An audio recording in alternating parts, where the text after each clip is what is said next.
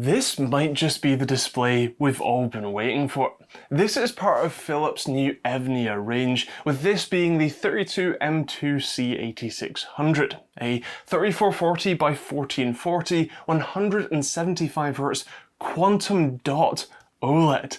Oh god, I'm so excited. Let's run this thing through its paces and see if it's worth the grand and a bit price tag, and I sure hope it is, because OLED gaming monitors are the absolute pinnacle of monitor performance right now. I'm actually going to do something a little different here and start with the bad stuff. You'll understand why in a second. The first thing to note is the brightness. The 34M2C8600 will only hit around 250 nits at peak brightness. Now that's plenty for a dark room, and actually with looking at it here, even in this bright room, it's pretty decent. But if you do want to use it in very bright environments, it might struggle occasionally. It can do up to 1000 nits in HDR. Okay, 3% of the display can hit that, but your average usage at SDR is maxed at 250. It also features an adaptive brightness limiter, ABL, although, to Philips' defense here, I would say that this is one of the least intrusive ABLs that I've used. The response time graph shows this pretty nicely. On the higher brightness colors, the panel will hit a pretty decent light level, and then it will slowly trickle down to a lower level that it's more comfortable resting at. Compare that to, compare what the EVNIA does here to the Aorus FO48U that I reviewed last year, and just look how hard the FO48U cuts back. This was painfully obvious. In fact, here is a clip that shows just how obvious it was. It was legitimate distraction. This EVNIA doesn't have that problem. Honestly, I can't even say I noticed it. I only knew when the response time results were coming back just a little bit wacky. Something else to note here is actually the pixel arrangement. Philips calls this an RGB Q-stripe layout, which is basically a triangular collection of red, green, and blue subpixels. An LCD pixel layout might look something like this, whereas this QD-OLED panel is more like this one. Often that would mean that text can look a little bit off, especially in Windows, but generally speaking, I can't say that I've had that problem. They are so tightly nested and still in the sort of red, green, and blue formats, so I don't think that's the biggest of an issue, at least for me anyway. Another negative is that this thing does have a fan inside it. Although, despite having a menu option to either set it to quiet or outright off, I can't say that I've heard it once. Maybe it wasn't running because it doesn't need the fan on with just regular SDR usage, or because the temperature, has cooled down a little bit this week, it just doesn't need to, or maybe it is running but they've done such a good job at masking it that you need an anechoic chamber to be able to hear it. Either way, it has a fan, but I didn't hear it, so that's not a problem. And one last negative is the color accuracy. Philips' website claims that this should have a delta E of less than 2, but in my testing it reported more like 2.8 on average, with a lot of results well over 2. Now, a good calibration can sort of sort this out, so that's not a big deal, but it is a bit of a shame that the calibration seems to have slipped already. Perhaps the pixel refreshes have already taken their toll on the accuracy, although the good news is that the color gamut coverage is still excellent.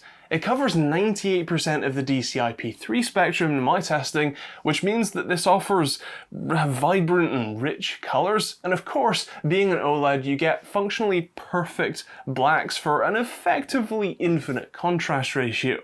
The glossy screen coating does do a little to limit the enjoyment of that experience for me, but still, this looks beautiful, if maybe a touch dim in brighter environments. Okay, so if that's the bad stuff, now let me show you the good stuff. First off, response times, as you would expect, are instant. Philips quotes 0.03 milliseconds, which seems like an excessive claim. OSRTT Pro reckons it's more like 0.5 to 1 millisecond, but that is still functionally perfect.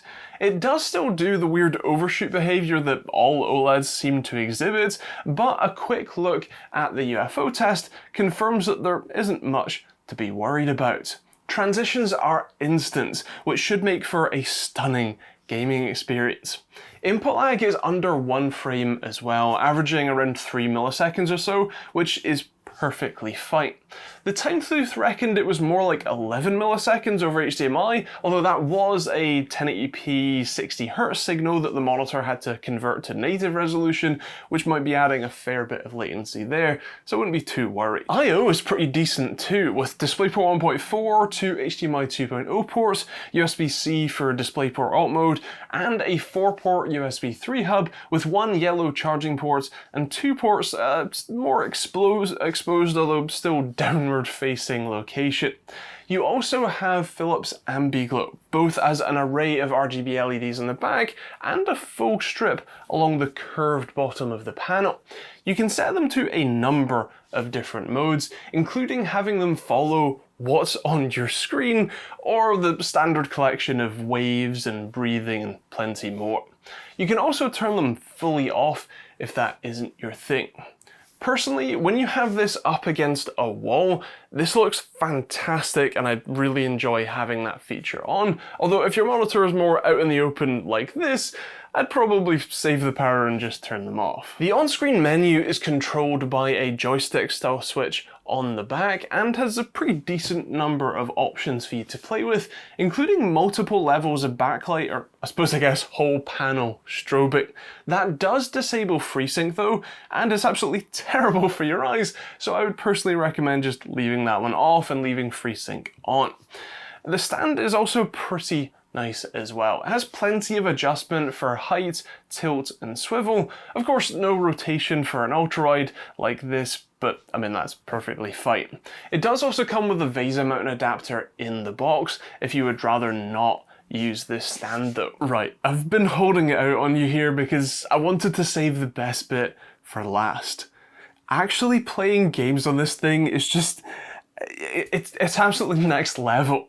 Playing games with an instant response time and little to no latency is such an unreal experience. It actually took me some time to get used to. I'm so used to seeing a slightly blurred target that it took me a while to get my aim right when everything is so perfectly crisp. At 175 Hz, well, isn't quite the 240 Hz you might find on some other OLEDs that are just hitting the market. You get an incredibly smooth, fluid and enjoyable experience. I'm genuinely going to have a hard time going back to an LCD panel after playing on this. That is how much I enjoyed playing on this thing. The fact that the brightness limiter is nowhere near aggressive, even when playing at max brightness, it just feels like the perfect gaming monitor. It really does. Now, I don't want to burst the bubble too soon, but you will need to have some fairly deep pockets for this one. It's currently on sale for a touch over £1,000, 1,141 as of writing, and that ain't cheap. And being a 1440p 170Hz ultrawide, you'll need a decent spec system to back that up too. So while this is a rich boy's toy, my god, what a toy. If you compare this to the Acer X32FP that I reviewed last week, I would take this any day of the week instead. Sure, it's half as bright, but I sit in a dark room anyway, so I don't care that much. I think I run my displays about 150 nits just in my office anyway, so 250 would actually be overkill. The only thing I can't tell you about is burn-in. I only have this for a week or two, and it's still a relatively new monitor, so it hasn't been out and used enough to see how badly it might be affected. It does have all of the usual anti-burn-in techniques though, including full pixel refreshes, where it essentially burns all of the pixels down to the same level, as well as a pretty aggressive screensaver and pixel orbiting or pixel shifting option.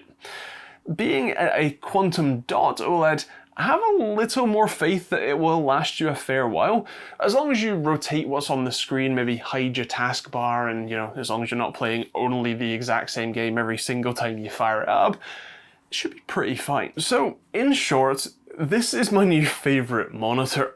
It's almost perfect, and the trade-offs that you do take aren't really that big a deal, at least for me. It is a shame that I can't afford one, but with that said, I would love to hear your thoughts about it in the comments down below. Is this the sort of perfect monitor, or are the sort of blemishes too big a deal for you to ignore? Let me know in the comments down below, and of course, if you're interested in picking one of these up or just checking out pricing when and where you watch this, there's a global Amazon affiliate link in the description for you to take a look at. Of course, if you want to see more monitor reviews, tech reviews, guides, and all of the other stuff that I do, feel free to hit the subscribe button and turn on the bell notification icon, and check out plenty of other videos on the end cards. If they haven't already popped up, they will very soon. There's also a load of links in the description you can use to support the channel, both the Amazon affiliate links, Overclocks UK. You can support through directly through YouTube, Patreon, pick up a hoodie or t-shirt like this one, or a load of other designs that I made myself. Or if you're interested in being able to test monitors like this yourself, I do sell the OSRTT, or Open Source Response Time tool, and soon to be the Open Source Latency Testing tool as well, over at osrtt.com. Otherwise, that's kind of it. Thanks for watching, hope you enjoyed it. We'll see you all in the next video.